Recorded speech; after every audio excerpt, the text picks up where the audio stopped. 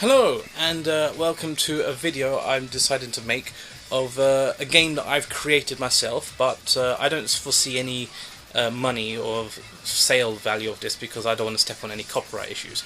But I'll put on the goggles and I'll show you what I've created, and we'll go from there. So, goggles on. Right, now here's the board. As you can tell, if you're a fan or not, this is my Stargate board game. It's Stargate SG-1, Stargate Atlantis, Stargate Universe, and obviously the iris with a star background.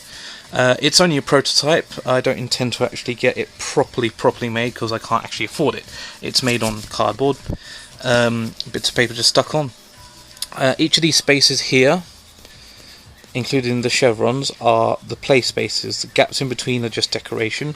As a prototype, I would say, I don't know, I'll let you tell me what it looks like, because I know my own opinion. I'm willing to be open to other people's opinion. So there are several different ways of how to play.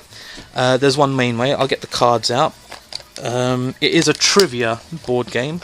The way how this came about was me and my friends played the Stargate trivia board game. No, Star Trek video trivia board game. And I looked up and there is no Stargate trivia board game. So I thought, well, you know what? I'll make my own. So let's see now. Where am I? Okay. So these are all the question cards. One way you can play is shuffle them all up, so it doesn't really matter. But if you're a hardcore fan, you'd want to answer specific questions with specific shows. So this is the Prometheus for SG-1. Nearly forgot the names there. And you got the SG-1 Milky Way Gate chevron picture. I don't know if you can actually see that very well. If I were to put a light on there, it'd probably shine off the plastic because I got it laminated. Okay, and we move this around. You got forgot it now. The one from Atlantis. Daedalus. That's it, Daedalus. Get there in the end. And you got the Pegasus Gate chevron there. Don't know if you can see that. Bit low lighting, so it's not that great, but you might be able to get the gist of it. Let me see if I can illuminate a bit better. Okay, so that's the Milky Way Gate. That's the Pegasus Gate. And this is Stargate Universe Destiny in front of a star, probably recharging. And the Proto Gate chevron. I think it's Proto Gate, I don't know. And open up this other box. So we'll turn it around that way. And whoa.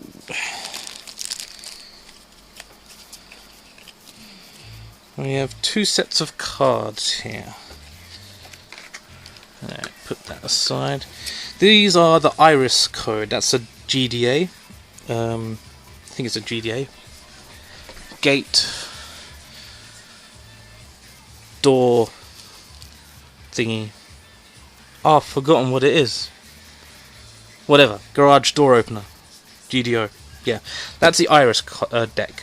So you've got SG-1 questions. These are all question cards. They're based on SG-1, Atlantis, Universe, and one's based on all three shows, but are a lot harder because they're the key to winning the game. And then you've got these chance cards as well. So these ones, you can use them, and then they get discarded, and the discard pile gets shuffled, and you can reuse them over and over, so to speak, so on and so forth. One way of playing, these are also your play tokens. You've got big ass mouse, dice, playing too much PC games. These are the play pieces. Now they are pins, but I thought they'd be cool because they're actual metal. Good play tokens. So you've got Odyssey there. The SGC, Daedalus, my favourite, the Midway Station badge, and Atlantis badge. So we'll use the Atlantis badge for now because it's a small. No, we'll use the Midway one because it's my favourite. So put those aside. So it's only up for 5 players. Up to 5 players. You start off with SG1 here. Like I said, it's only a prototype, so it's not got all the polished off bells and whistles like starting ending points and stuff like that. And the play spaces may look a bit hard to see, but it's there, it's playable. So you roll the dice, typical gameplay, roll the dice, move as many spaces, and keep going. Now, I've totally forgotten how to play, so I'll be right back and double check the rules. Okay, I'm back, and here are the rules. So, players roll the dice to move and can then either answer a question or take a chance card. So you've rolled the dice, 1, and you move, and then you either take a chance card or answer a question. So if you take a chance card, you have to obviously do what it says. It's the background is the event horizon and it's black text, which doesn't really show up well on camera, I've just realised. No,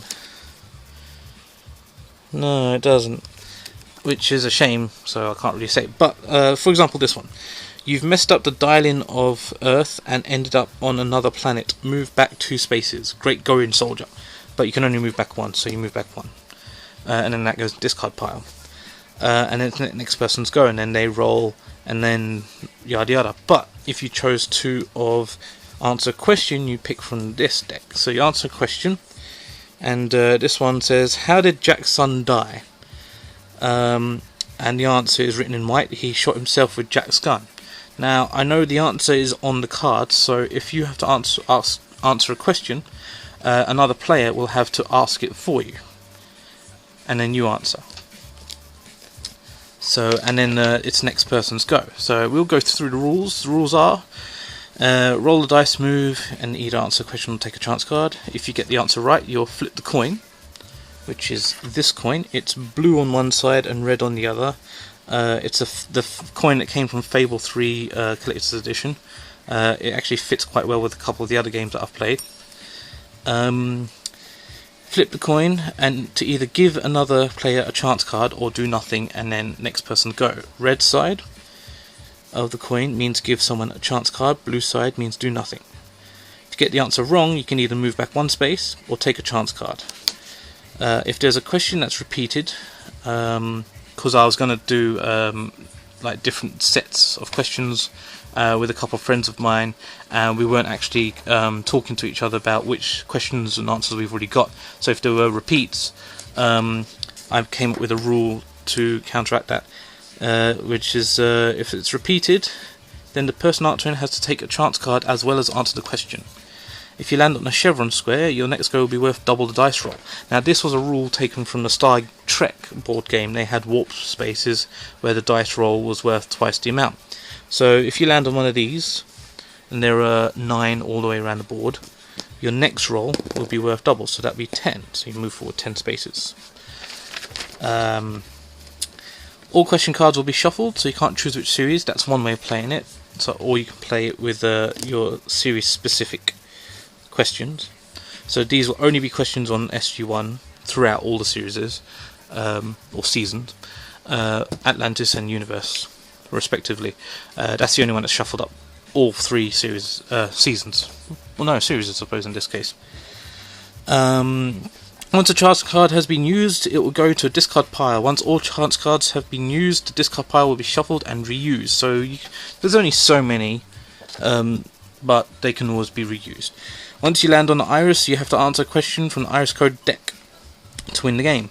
If you don't get the question right, you have to roll the dice to see how many spaces you move back by, and then you have to work your way back towards it. So that's the key to winning.